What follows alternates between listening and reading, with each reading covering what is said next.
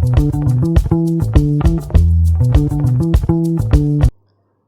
Friends, मैं हूं सुधा रानी। आप देख रहे हैं जस्ट भारत।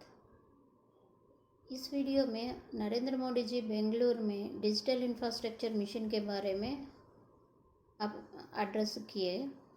उसका हाइलाइट्स क्या है और क्या हम लोग डिजिटल इंफ्रास्ट्रक्चर मिशन सक्सेसफुल कर सकते हैं, क्या अब तक कितना हम सक्सेस रहे हैं, आगे वाले चैलेंजेस क्या है, इस चैलेंजेस को हम कैसे टैकल कर सकते हैं, नरेंद्र मोदी जी हमको क्या मैसेज दिया इस बेंगलुरु आईटी समिट में, ये सब हम इस वीडियो में जानेंगे। देर किस बात की। Welcome to just Bharat.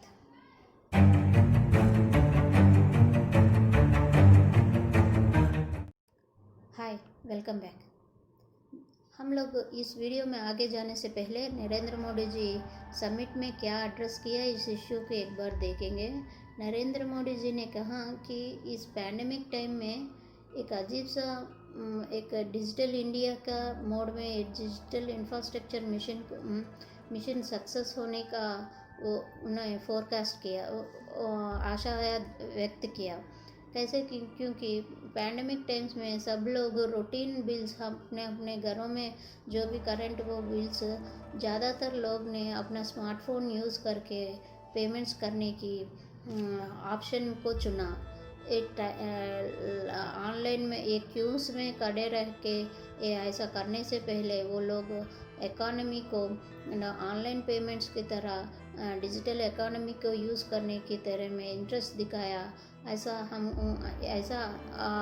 Modi ji ने बताया, क्योंकि अब तक इंडिया में 750 मिलियन कनेक्शंस डिजिटल के तहत digital India digital infrastructure mission के तहत कनेक्शंस मिले और ब्रॉडबैंड सर्विस भी इंटरनेट सर्विस भी इस टेक्नोलॉजी सेक्टर में हुआ बोल के नरेंद्र मोदी जी इस समिट में अपना बात दोहराया। इसमें मोदी जी एड्रेस करते हैं कि डिजिटल इंफ्रास्ट्रक्चर मिशन में ये गुड्स एंड सर्विसेज ही नहीं, ऑनलाइन एजुकेशन होते हुए देखा, टेली मेडिसिन, टेली लॉ, ये सब वर्क फ्रॉम होम टाइम पे लोग ऑनलाइन ऑप्शंस चूज़ करने का, डिजिटल इक्विपमेंट्स को यूज़ करने का, डिजिटल इकोनॉमी को यूज़ करने का इंटरेस्ट दिखाया। ऐसा होते हुए देखा बोल के मोदी जी ने बताया।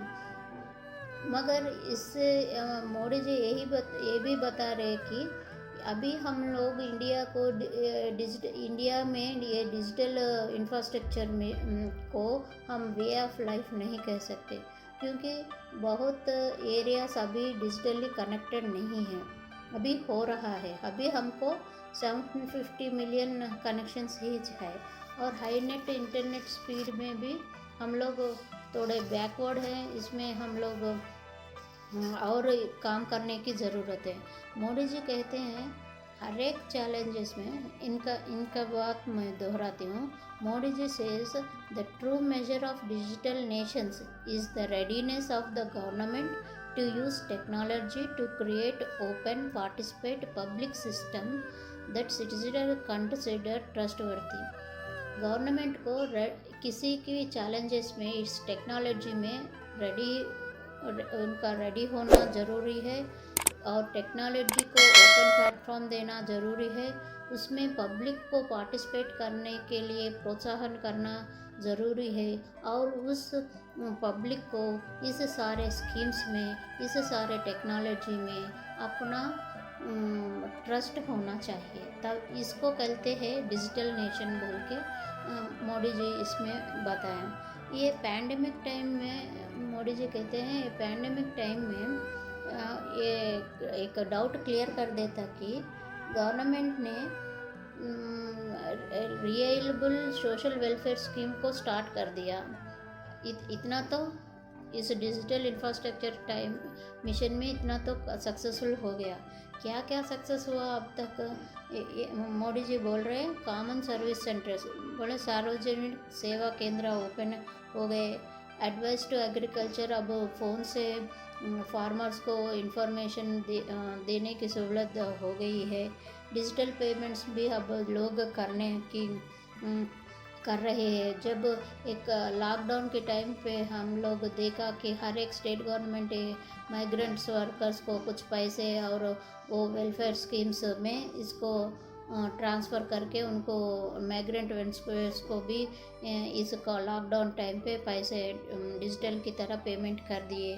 तो इससे ये बात तय होती है कि कल्याण योजना भी अब डिजिटल भुगतान कर सकते हैं। कल्याण योजना जो भी वेलफेयर स्कीम्स है उसको हम डिजिटल की भी तरह, सोशल वेलफेयर्स भी डिजिटल की तरह कर सकते हैं, ये प्रूव हो गया।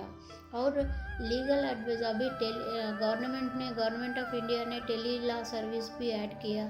टेली मेडिसिन भी यूज़ हो रहे हैं। अब हम प्रैक्टो सब ऐसा वेबसाइट्स देख रहे हैं, उसमें डायरेक्ट डॉक्टर को हम कांटेक्ट कर सकते हैं। और डिजिटली टेलीमेडिसिन भी है। अब कोविड पैंडमिक में रिमोट एरियाज़ में हमको मैसेज अगर कुछ है तो उन लोग फ़ोन नंबर के तहत डॉक्टर को कांटेक्ट कर सकते हैं और ऑनलाइन सेंटर्स को कांटेक्ट करके वो लोग अपना जानकारी ले सकते हैं, दे सकते हैं। ऐसा ये तो अब चल रहा है।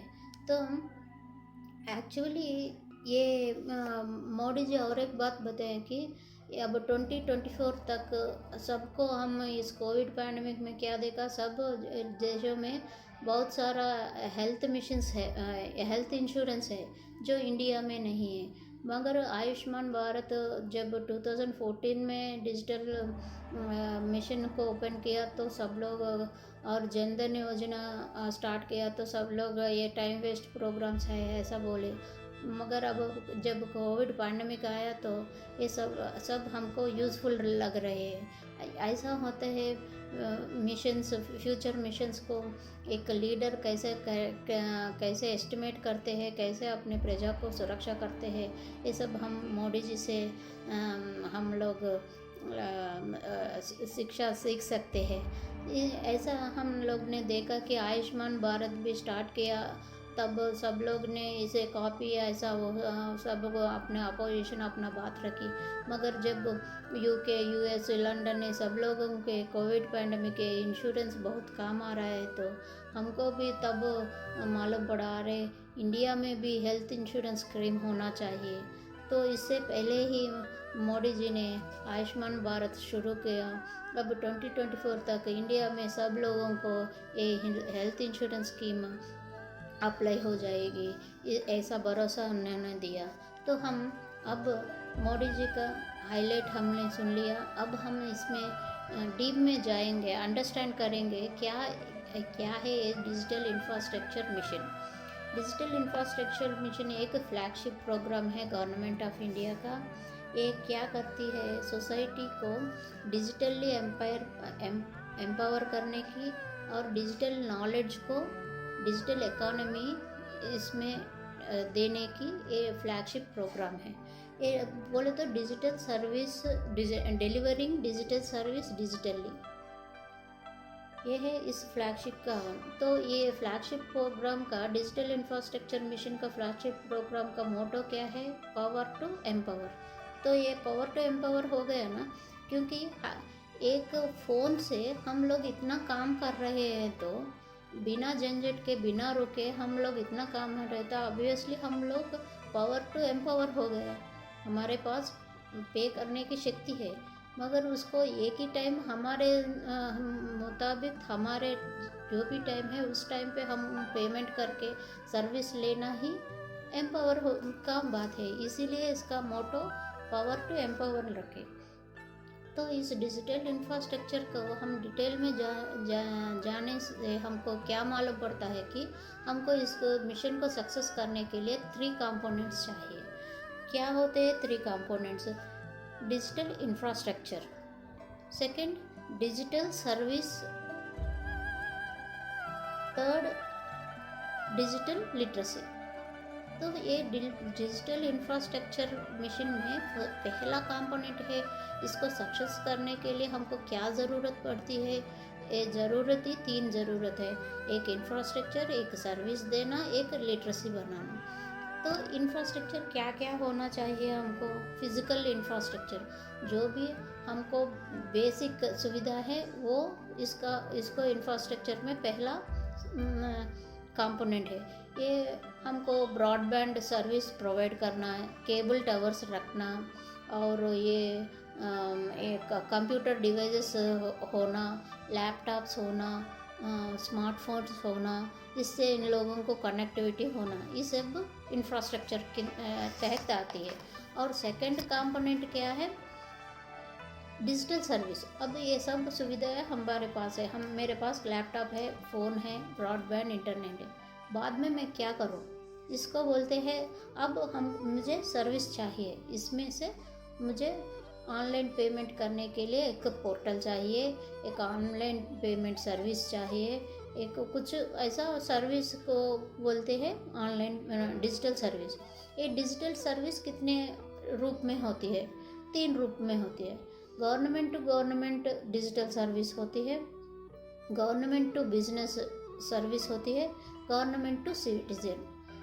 तो अब तक हम लोग अमेजोन या इलेक्ट्रिसिटी बिल्स ये सब पेमेंट्स करने का ये फास्ट ट्रैक जो हाईवे रोड्स में जाते हैं टोल टैक्स के लिए बिना रोके हम लोग पेमेंट्स कर रहे हैं, उस पोर्टल उसका नाम फास्ट ट्रैक वो वेबसाइट आया।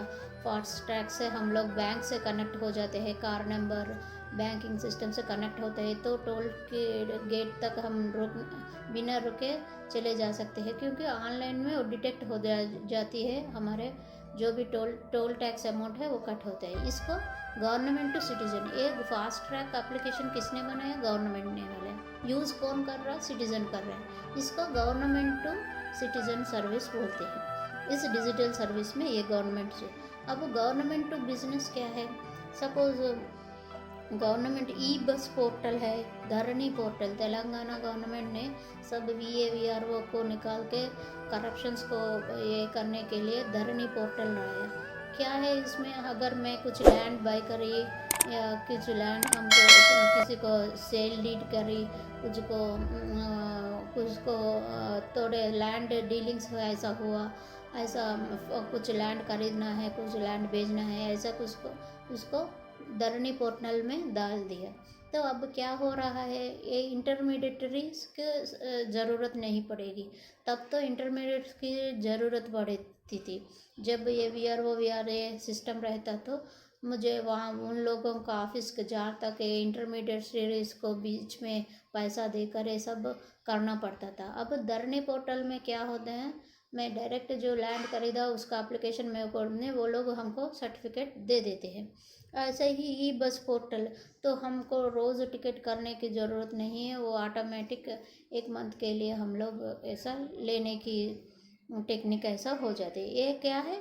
और सपोज़ बाहर से कोई यहाँ पे इंडिया में बिज़नेस स्टार्ट करना चाहते थे, तो उनको मिडिल मैन की ज़रूरत नहीं पड़ने के लिए अगर गवर्नमेंट ने कुछ वेबसाइट्स ओपन कर दिया, तो वो लोग वन डोर सिस्टम की तरह, तो वो लोग इस पोर्टल में जाकर अपना एप्लीकेशन सब भर दिया तो इनको लाइसेंसिंग मिल जाती है। ये इस सर्विस को क्या बोलते हैं? Government to business. तो मैं बिजनेस कर रही हूँ, क्या खरीदना, कुछ नया शॉप्स ओपन करना, कुछ नया बिजनेस स्टार्ट करना, नहीं तो कुछ मैं गवर्नमेंट से खरीदना, इस सब को बिजनेस करते हैं। इस बिजनेस के लिए कुछ सॉफ्टवेयर डेवलप करके देना गवर्नमेंट टू बिजनेस सर्विस बोलते हैं। अब चलेंगे गवर्नमेंट टू गवर्नमेंट सर्विस। एक गवर्नमेंट टू गवर्नमेंट सर्विस बोले तो रिसेंटली कर्नाटका गवर्नमेंट ने खजाना सॉफ्टवेयर ऐसा लेके आया, और आर्मी का सर्विस होती है, और गवर्नमेंट ऑफ इंडिया का थोड़ा बहुत वेबसाइट्स होते हैं, वो पर्टिकुलर उन लोगों का वेबसाइट्स होते हैं। जैसे हम लोग देखते हैं ना, Telangana public service commission, Telangana TPS, सो अंदर अंदर ही होने वाला कुछ सर्विस रहते हैं, मगर ऑनलाइन वो दिखते हैं, मगर एक का गवर्नमेंट का टू गवर्नमेंट सीक्रेट मेंटेन करने के कुछ सर्विसेज होना चाहते हैं। इसको गवर्नमेंट सर्विस तो सेंट्रल प्रिपेयर कर सकती है स्टेट गवर्नमेंट को, और स्टेट गवर्नमेंट खुद ही अपना कुछ सर्विसेज के लिए सॉफ्टवेयर यूज़ कर सकती है। इसे कहते हैं गवर्नमेंट सर्विस। तो अब तक हम लोगों ने क्या देखा, इस डिजिटल इंफ्रास्ट्रक्चर में हमको 3 कंपोनेंट की ज़रूरत है। वो तो एक इंफ्रास्ट्रक्चर है, हम लोग सबको लैपटॉप दे दिया, फ़ोन दे दिया। इसी लैपटॉप के विषय में हमको recently supreme court of India ने सभी प्राइवेट स्कूल पब्लिक स्कूल को बोला कि आप लोग NGO के तहत या खुद गवर्नमेंट ही सब लोगों को ये लैपटॉप्स और फ़ोन प्रोवाइड करने की ज़रूरत है, क्योंकि अब ऑनलाइन एजुकेशन का प्रोसेस चल रही है। तो अब इनइक्वालिटी को निकालने के लिए NGO सामने आकर लैपटॉप्स होना, ऐसा भी ये डिजिटल इंडिया मिशन भी आगे बढ़ सकती है। तो इस जजमेंट को भी हम लोग पॉजिटिव की तरह, इस मिशन की कामयाबी की तरह हम देख सकते हैं। तो इंफ्रास्ट्रक्चर है, उसका हाई स्पीड इंटरनेट और बेसिक कम्युनिटीज़ ज़रूरत है, और उसके बाद गवर्नमेंट को इस सर्विस को देना है, तो उन लोगों को सॉफ्टवेयर बनाना है ताकि सिटीजन्स यूज़ कर सके। इसको डिजिटल सर्विस बोलते हैं। और जो थर्ड कंपोनेंट है क्या है बोले तो डिजिटल लिटरेसी। हमने सबको बांट दिया, कंप्यूटर दे दिया, लैपटॉप दे दिया, इंटरनेट दे दिया, मगर क्या करेंगे अगर उसको यूज़ करना नहीं आया तो? लोगों को यूज़ करना भी आना ना, जिसे कहते हैं डिजिटल लिटरेसी। तो इसका भी रिस्पॉन्सिबिलिटी गवर्नमेंट को ही जाती है, क्योंकि इंफॉर्मेशन देना और अवेयरनेस प्रोवाइड करना भी इस डिजिटल मिशन में एक कंपोनेंट है। और क्या क्योंकि थोड़े लोग रहते हैं इसमें, ये डिजिटल लिटरेसी में हम अब तक 3 कंपोनेंट्स देख लिए, तो क्या है चैलेंजेस, इसको क्या रोकती है, इस डिजिटल इंफ्रास्ट्रक्चर मिशन सक्सेस होने के लिए क्या क्या अवरोध आएंगे इसको गवर्नमेंट को बोले तो? सबको हाई लेवल डिजिटल लिटरेसी को हम एक्सपेंड कर दें, मगर सपोज धरनी पोर्टल क्रिएट है, मगर लोग उसको यूज़ करने की इंटरेस्ट में नहीं है, तो ये मिशन फ्लॉप हो जा सकती है। उसको अवेयरनेस नहीं है तो भी फ्लॉप होती है। पीपल को इंटरेस्ट है, मगर वहाँ पे सर्विस अच्छा नहीं है तो भी फ्लॉप हो सकती है। इस तीनों को भी गवर्नमेंट इम्पोर्टेंट देके इस चैलेंज को, डिजिटल लिटरेसी को और एक्यूरेट सर्विस देने के लिए वो हमेशा रेडी होना चाहिए, तभी ये मिशन सक्सेस हो सकती है।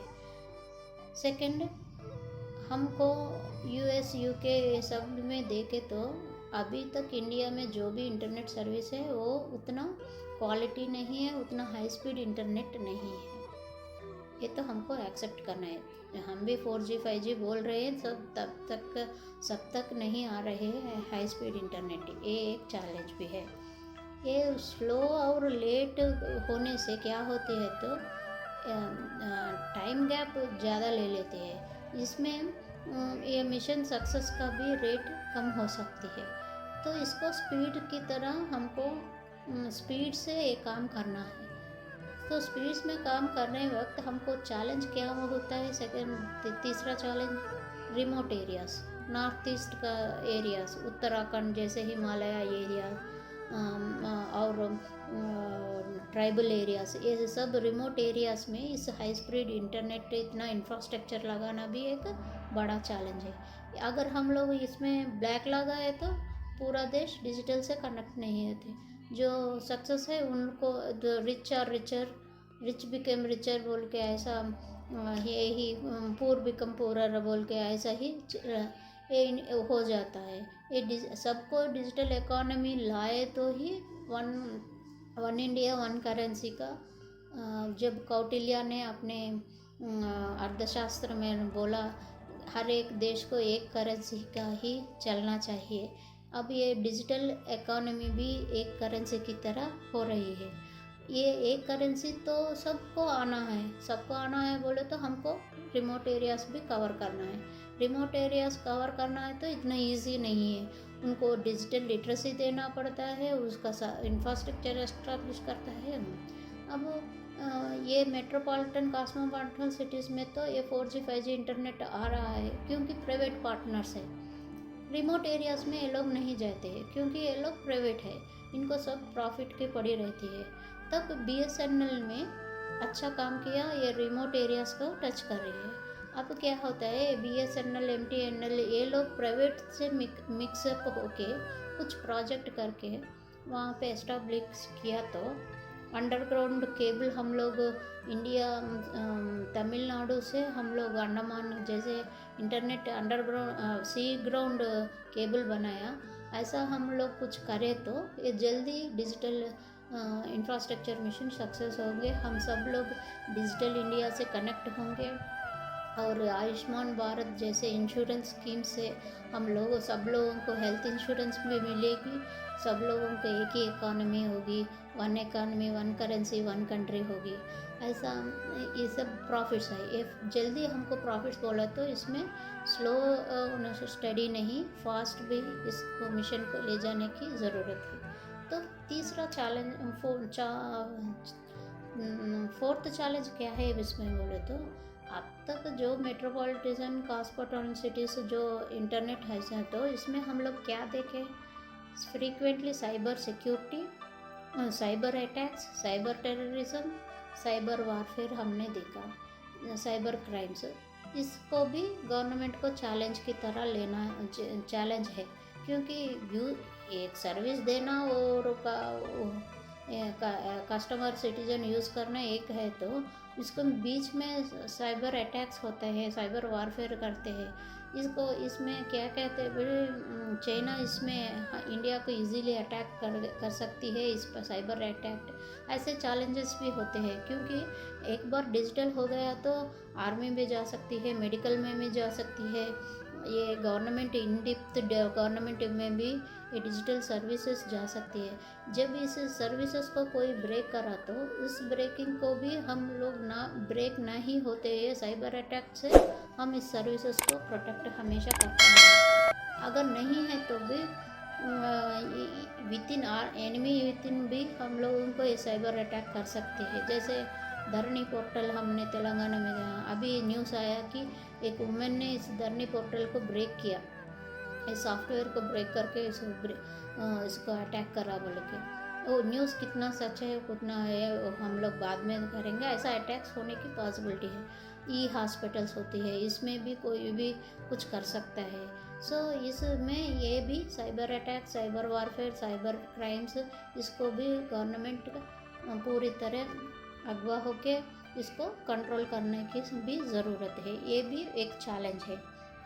इतना बड़ा देश है हम लोग और लिटरेसी कम है और वारफेयर ज़्यादा है, टेररिज्म ज़्यादा है, cyber terrorism, cyber attack, cyber crimes ज़्यादा हो रहे हैं। इस टाइम पे इसको कनेक्ट करना एक बात है, इसको इंफ्रास्ट्रक्चर लेने का एक बात है, लिटरेसी देना और ये साइबर अटैक्स करना। इस सबसे बीच में हम लोगों को और एक पॉइंट भी याद रखना कि हम लोगों को प्राइवेसी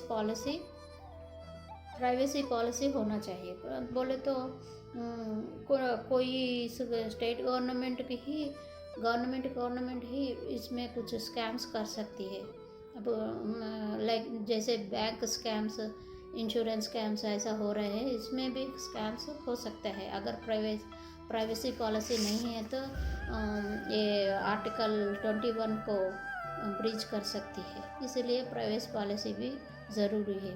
और इसमें सबसे ईजीएस्ट चैलेंज हम government with in time period कर सकती है, वो है डिलीवरी